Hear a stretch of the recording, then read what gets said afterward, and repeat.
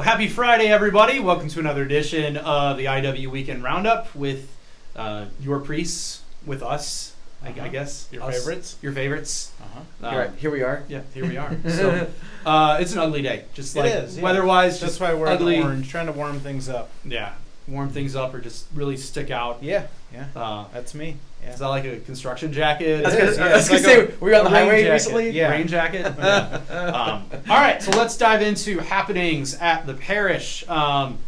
Things that happened last week, I guess. Thanks to everybody who helped out with our Donut Sunday. It was a great turnout. Mm-hmm. You all, you did your part to eat a lot of donuts. It was around 50,000 calories, I think, between the donuts and the cookies, and all were consumed. Yes.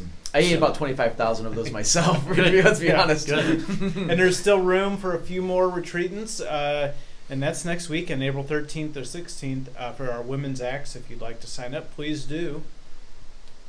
Yeah, sign up for the Yes. Women's Acts. I've got nothing to say. It's wonderful. And again, for everybody who also gave to Feeding Our Neighbor last week, thank you for your generosity on that as well. It's something we always do each month. So, let's see, other events that are happening coming up soon here. Annunciation of the Lord tomorrow, Saturday. Yeah. Which is that our parish feast It's day? kind of One of them? like Christmas is probably our formal feast day, but then the dedication is in August of the church. So we need to work on that. We'll just take all of them. We will take all of them. All of them. Yeah. Yeah. But again, the Annunciation is when the Word became flesh in the womb of the Virgin Mary, when Jesus was conceived in Mary's womb. And so, it's our parish's feast day, so just a day to give thanks and just make some time, maybe tomorrow, the 25th, to pray for our parish community. Absolutely. And then we have a liturgy and minister training refresher tomorrow. Things were kind of crazy for a couple years where we had to adapt a lot of liturgies and functions of our volunteers and ministers. So because of that, people are kind of asking, is this the way we should keep doing things? Am I doing it the right way? So if you're a lector, if you help give out communion when one of us isn't around, if you're a hospitality minister, any of those things, servers, we're just doing a little brief refresher tomorrow at 9 a.m., be done by 9:45, 10 a.m. So if that's something that applies to you, or you want to learn how to do some of these liturgical ministries and haven't had a chance to be trained, you're welcome to come by the church tomorrow morning at 9 a.m. Yep, should be a good time. Mm-hmm. Beloved Marriage Enrichment small groups are going to be starting up this coming Sunday from 10 to 11:30 a.m. Childcare co-op is available as well, so it's an awesome ministry that we offer for our married couples, and I think we've got a good amount of people signed up, hopefully. So, should be good. Then we got reconciliations coming up. The parish reconciliation service will be Tuesday, March 28th. That's this next Tuesday. It is this Tuesday. That's we're getting close to the end of Lent here. I know, it's crazy. So one last time, 6 to 8 p.m. on March the 28th, Tuesday, March 28th. And additional priests will be available, so if you're kind of embarrassed to confess to these guys, we'll have other priests there that have no idea who you are. So correct. Come into my line and I will give you very heavy penances, do 50 push-ups, eat 1,000 calories. No, I'm just kidding. No, it'll be wonderful. It will be. It will be. You want to do the next one here? Sure, yeah. April 1st will be our gardening work day, so we'd love any help we can get. That'll be just from 8 a.m. to noon. There's a few hot zones that they're going to focus on, but the whole campus will get a little refresh right before Easter. So I do not have a green thumb, but I have, I like to work outside. He has power tools. I do have power tools and gas power tools. And so even if you have a willing spirit but not a green thumb, our volunteers and coordinators will make sure you stay busy that day. So please sign up online through the parish website if you're able to help us. Yeah. Are kids invited? They are. Yes, absolutely. Kids too. Okay. Absolutely they are. Not infants, but Yes. children old enough to carry a wheelbarrow or a rake Beautiful. are welcome. Yeah. Beautiful. We'll have a ProLife Speaker as well next Saturday at 9 a.m. In the Watson Room. That will be Nicole Holman from Students for Life. She'll share her mission on how to educate folks on the tragedy of abortion, especially in a post-Roe world. It's always a very important thing. So really how to change hearts and minds. So she'll be coming and speaking in the Watson Room next Saturday, April 1st at 9 a.m. And then, Sure. I was going to say, Divine Mercy Sunday is going to be yes, the 16th. it's going to be April 16th, but Yeah. we've got a number of conflicts here at the parish, a lot of things going on that weekend. So we are not going to be hosting a Divine Mercy event this year. No Divine Mercy. Yes. Here. Here, yeah, no, Yes. no Divine Mercy here. It's still We're not denying Divine Mercy or saying that it doesn't exist, just not here. Holy Infant Parish, I know, will be having an event that day. We would maybe encourage you to go to that one. We'll have information on the bulletin and on the parish website as well for those folks who are interested. But yeah, that we would recommend folks to go to there on Divine Mercy Sunday if you want to do maybe an extra event or something on Sunday afternoon. Again, that'll be April 16th. We will not have a Divine Mercy event here at Incarnate. And I think the Holy Father years ago, yes. Oh, I know where this he is kind of going. gave like a grace period Yes. on either side of Divine Mercy. Yes. I want to say it's like 15 days. Yes. It could be Not even 8. 20 on either. Yeah, It It's a is- biblical number. It's actually 20 on either. Okay, Yeah. so you have 20 days before Divine Mercy or 20 days after Divine Mercy to fulfill the obligation to go to confession. So keep in mind, if you came to the parish penance service, Yes. That that counts. would be less than 20 days before Yes. Divine Mercy. Sometimes what we see as priests is people kind of get concerned that Jesus is not he's gonna say, you didn't get it. Jesus wants to give you mercy. So just to keep in mind, if you can't make it to confession on Divine Mercy Sunday, Or that weekend, it's okay. it's okay. It's okay. It wasn't he actually even just the Holy Father. It's actually in canon law, if I'm not mistaken, for plenary indulgence, which is what this is. The grace period is the 20 days It's quite before. generous. Yeah. So Yeah, it's 40 days, a nice biblical number. yeah. So anyway, it's not just like willy nilly. Like Yeah. It's- And that's important because what Yeah. God cares about is the dispositions of our hearts much more than checking boxes. So It's almost like temp tags for your soul. a little bit of a temp tag, which in theory people would pay and not have on their cars and be overdue. Rant. In theory, looking at you, Father Donald Morris. No, That's awesome. That's so And good. then, speaking of the heart, AED, Yes. AED devices are so when your available- heart stops. Good segue. Yeah. Good segue. Yes. AED devices are now available in the vestibule and Kent Center lobby. These are not, for our amusement. They're not sort of, hey, take a look at them. They're just here if you are a trained, qualified person. If there would ever be a medical emergency, Yep. we're letting people know that they are present here on campus in these 2 high-profile spots. Hopefully, we never need to use them, but if the need should arise, we have them here. Yeah, absolutely. And then we just ask you to pray for the repose of the soul of Bill Mees, husband of Phyllis. His memorial mass is tomorrow on Saturday morning. So we pray for Bill and for Phyllis and their family, and that Bill be at peace with God in heaven.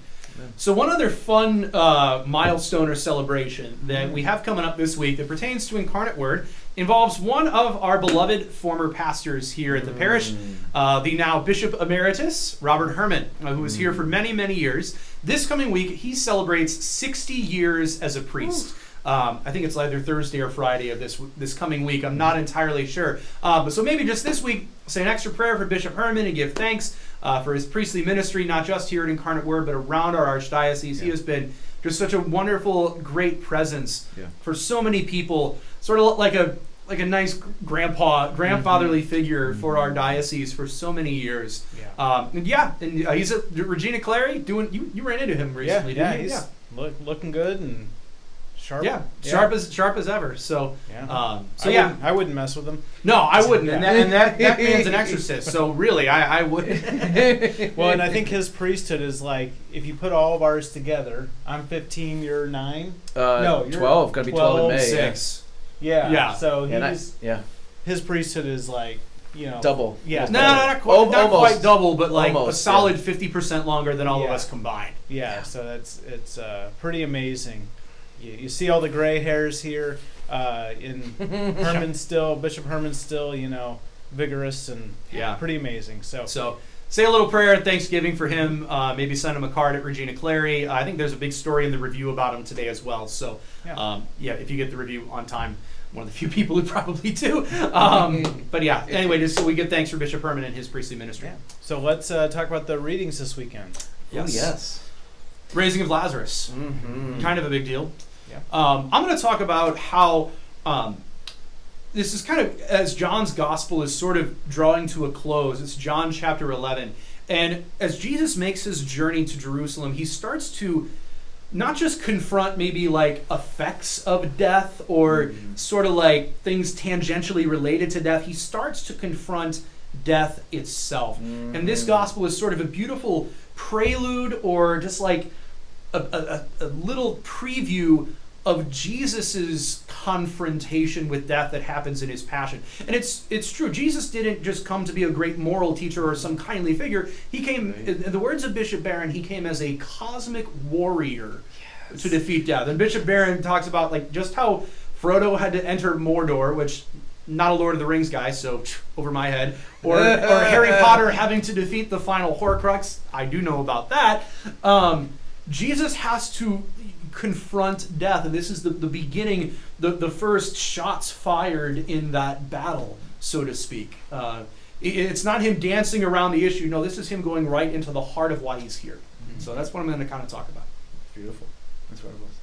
Well, for me, I mean, it's very similar in that you have, Jesus is weeping over his friend, and there's a delay, which is very interesting. Why does he delay?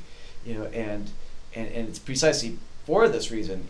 He's going to show his glory, his divinity, for who else but God can raise a man from the dead.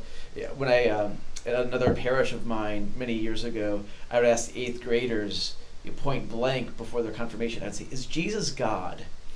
And they would balk a little bit, like, "Wait, is he God?" And if he is God, and we receive Jesus at the Eucharist, we're eating God. It's very interesting. That all said, I find it amazing that God then weeps over Lazarus, his friend. There's this emotional reaction to him that from the beginning, death was not part of the plan of God. He is not a God who in a sense kills people. He's not the God of death. He is the God of life. And so that said, then I want to connect that to our Lenten journey and in our own life, and when we're in sin, when we're in mortal sin, well, a mortal wound is a wound that has killed us. Well, mortal sin is a sin that has placed us in the tomb, right? With Lazarus, and there's another word there. So weep is a big word, but another word is stench. There's already a stench. Right, and so we live in a world where there's a lot of souls that are in that same place, in that tomb, and we think, oh yeah, that's fine, but no, like there's repercussions of that, and so there's people who are in mortal sin, but there's also people who are battling despair or even mental illness, and Jesus is coming to them and to all us really, and wants to set us free, wants to give us this new life. So anyway, there you go. There's my whole homily. You can skip when I give my homily. You can just fall asleep. Come to me. I'll give you rest. Yeah. There he is. But yeah, that's my. And the idea is that Lazarus had been dead for days. It wasn't like in Monty Python. I'm mostly dead. Dead. Just a flesh wound. He was completely dead. Dead as in doornail. Yeah. And I'm not preaching, but one thing that always strikes me about this whole story is how sin hardens the heart. And the Pharisees, even after Jesus does something that no one has ever done, he raises Lazarus from the dead, then their response to this good, amazing, transformational moment is how they could kill Jesus and how they could kill Lazarus. Because isn't that amazing? Yeah, they wanted to kill Lazarus too. Yeah, it's like crazy. He raised him from the dead. This is so terrible because it's an attack on what we want and what we believe. So instead of rejoicing in the defeat of death, let's kill both of them. Well, I think it speaks to the culture of death itself. When it's confronted with life and something that it doesn't like, it responds only with more death. Yes. I mean, look at every life issue nowadays, especially abortion. The response when life gets a little victory, the response of the culture of death is always, no, we need more death. Yes, it's how twisted it is. And their blindness was so complete that they couldn't almost see. If it wasn't so serious, it would be a comedy. You know, Yeah. that Yeah. your response to the raising someone from the dead is to kill them. Yeah. It's right. you It's know, right. Yeah, so- you would laugh at that, right? Yeah. It's just. But it's- so we have yeah. to, you know, even in our time, there are many things that is the world's responses. Here's something good God has done. Here's incredible healing. Let's kill it. Let's destroy it. Let's get rid of it. So just, you know, lots of things for us to Yeah. think about and then to examine, as always. It's easy to leave those reflections on other people, but what is my reaction to things that are similar in my life? You know, do Yeah. I embrace the miracle or do I seek to destroy it because of my Sure. blindness? Yeah. And even the worship then too of God, you know, like, yeah, like Jesus is truly God as he says and shows he is. What's the most appropriate response? Worship. Yeah. Right? Worship of God. Yeah. So, all great things to consider, folks. We hope to see you around this weekend. Hope the weather is a little bit better for us.